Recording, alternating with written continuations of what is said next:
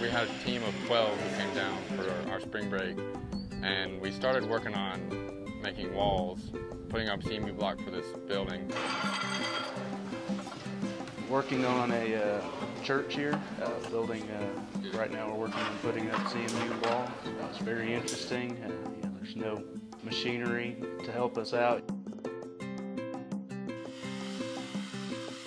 Another opportunity is just the hands-on work that we've been doing has been really beneficial because, especially in building science, we really don't get as many hands-on opportunities.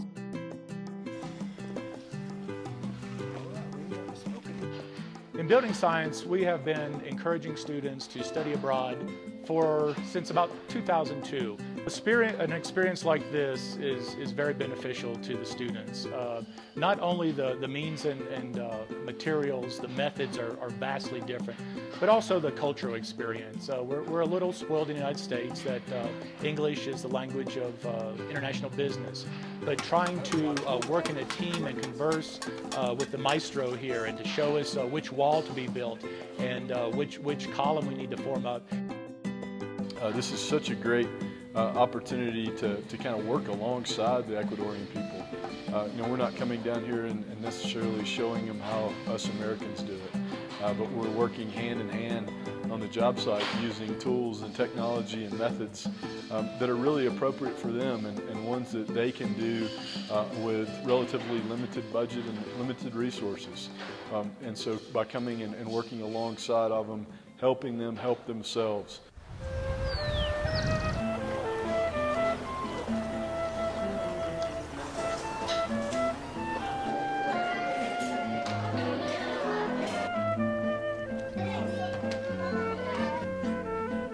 This is a service learning class, and so the students are actually working and serving the people of Ecuador, especially in Quito.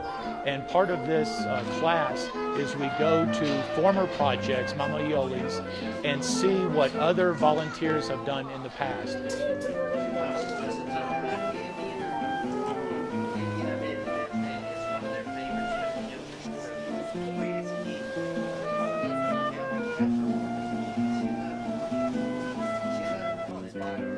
Gotten pretty good at that. We kind of got a good system going. We'll get kind of rotating out and doing that. So we've put up a lot of walls this week.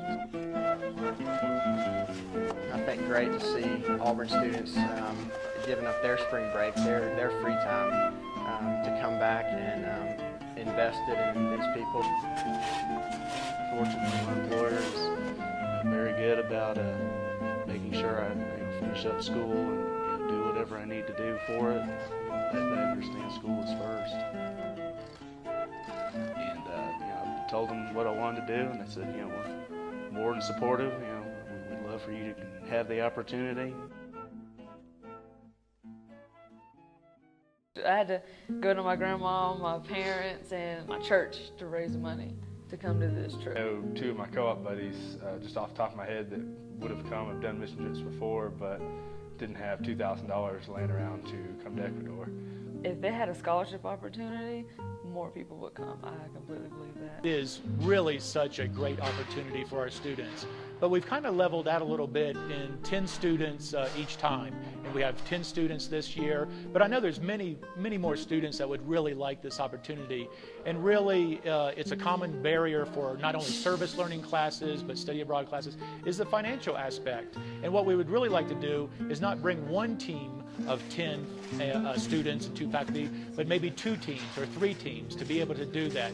And we have such great support in building science. Our alumni and our friends of the program support us tremendously. We give away $120,000 every spring in scholarships, but all of that is dedicated to different parts of the curriculum. What we'd really like to do is to start increasing those scholarships for service learning classes abroad and to be able to give those opportunities to students who are just financially strapped and really don't have any other way to participate in this really unique opportunity without that kind of consideration.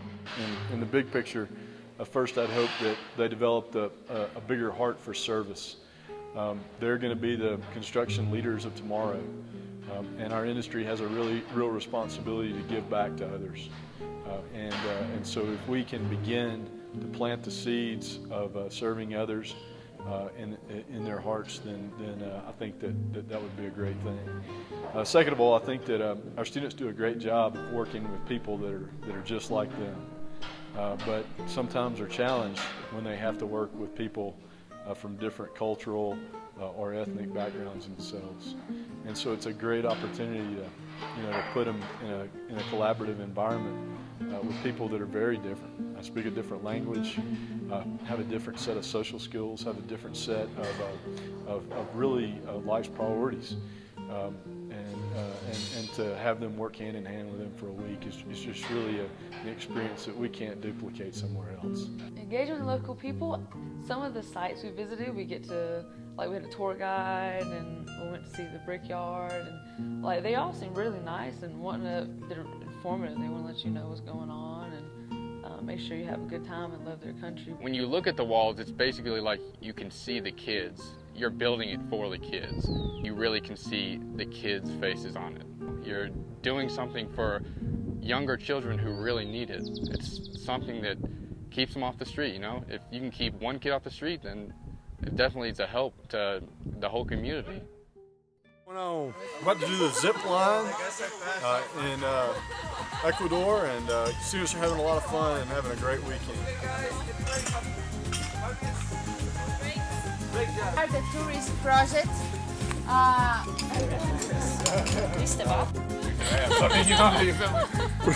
Smile!